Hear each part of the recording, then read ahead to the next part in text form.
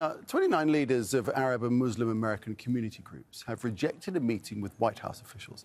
They say they're taking a stand in response to US policies on Gaza and have criticised President Joe Biden's support of Israel.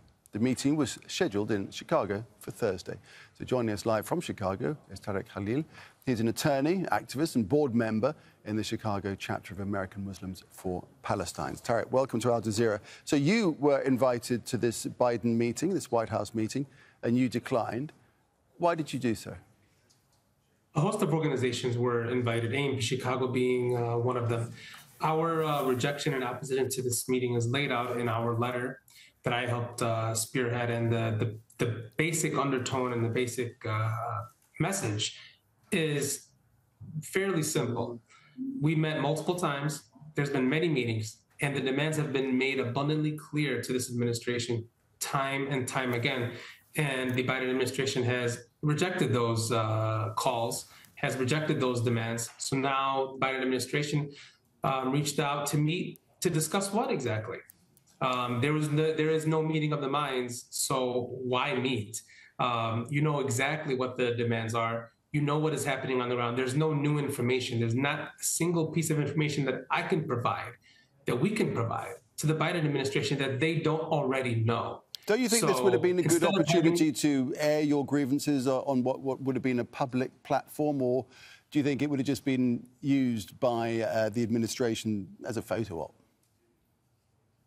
Well, the demands that have been made time and time again is essentially would have been the same demands that would have been made at that meeting. So why do we keep regurgitating the same talking points, the same demands, when the administration is obviously not responding to it? Now, any type of measure that the administration takes to, quote unquote, try to alleviate the situation or increase humanitarian aid, the Biden administration can end this right now with one phone call. That's all it takes. One phone call. We provide Israel with U.S.-made weapons. We provide Israel with financial aid. We're the ones that protect Israel at the United Nations. We provide diplomatic cover. So Biden can end all of this in 1 hour if he truly wanted to. So you want to schedule another meeting with local leaders in the Chicagoland area to discuss what exactly? The very thing that we've been demanding all along, which is a permanent and immediate ceasefire. So you want to meet? Fine. We will condition a meeting on the call for a ceasefire, not have another meeting to demand it again. If you don't meet President Biden and White House officials, what weight can these American Muslim groups bring to bear on the administration and their position on Gaza, which does seem to be shifting a bit, doesn't it, diplomatically? Well, I mean, because of the immense pressure that has been put on the administration. But that doesn't mean that there's a moral calculus here.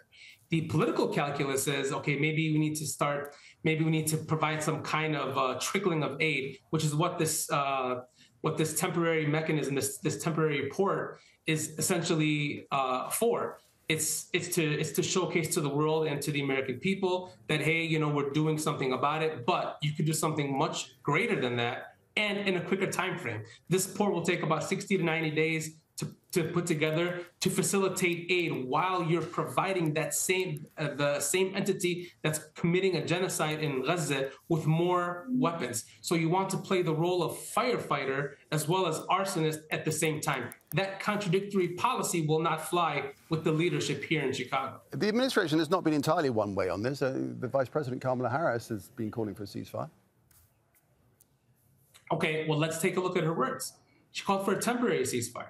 And a temporary ceasefire means, hey, let's bring back the, let's make this a focus on the hostages as opposed to the destruction and the slaughter of the Palestinian people in Gaza. So a temporary ceasefire so that we can fulfill one aspect of it, and then Israel can resume its bombing campaign and its genocidal acts after that. It was never a call for a permanent and immediate ceasefire. That's been the call, that's been the demand for 5+ months.